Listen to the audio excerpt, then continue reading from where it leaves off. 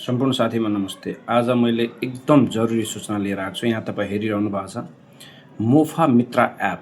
नेपाल सरकारले यो app lunch गर्नुभएको छ। जुनसुकै एन्ड्रोइड या आइफोनमा तपाईँ यो एप्स इन्स्टल गर्न सक्नुहुन्छ। प्ले स्टोरमा गएर तपाईँ टाइप गर्नुहोस् MOFA MITRA मित्र, अनि तपाईँ यो एप्स इन्स्टल गरेपछि यसको खास उद्देश्य के हो त?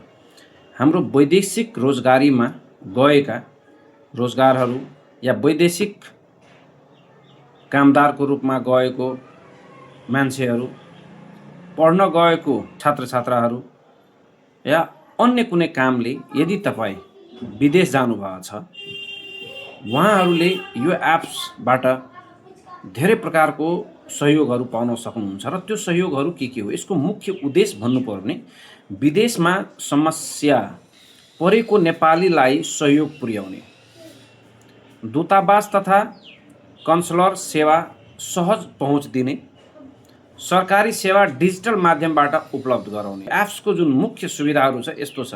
उधार सम्बन्धी सहायता गर्ने, यदि तपाईँ कतै हराइसक्नु भएको छ, तपाईँको भिसा खत्म भइसकेको छ, तपाईँ त्यहाँ विदेशमा हुनुहुन्छ र तपाईँ अल्पत्रमा हुनुहुन्छ भने तपाईँ यो एप्स मार्फत नेपाल सरकारलाई कन्सल्ट गरेर उधारको सहायता लिन सक्नुहुन्छ।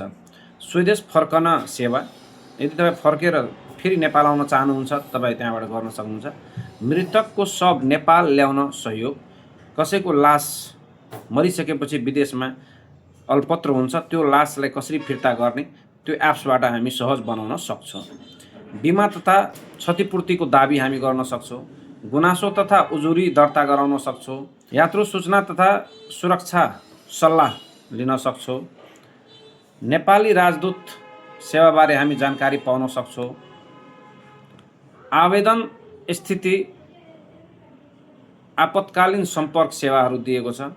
कसले प्रयोग गर्न सक्छ त यो एप्सलाई यदि प्रश्न छ भने वैदेशिक रोजगारमा रहेका नेपाली, विदेशमा अध्ययनरत छात्रछात्रा, यात्रु तथा पर्यटक, विदेशमा रहेका नेपाली परिवारजन तथा व्यक्तिले यो एप्सलाई सदुपयोग गरेर धेरै कुराको समाधान पाउन सक्नुहुन्छ, जसको डिटेल हामी यहाँ भिडियो माथि पनि हेराएको छु अलिकति।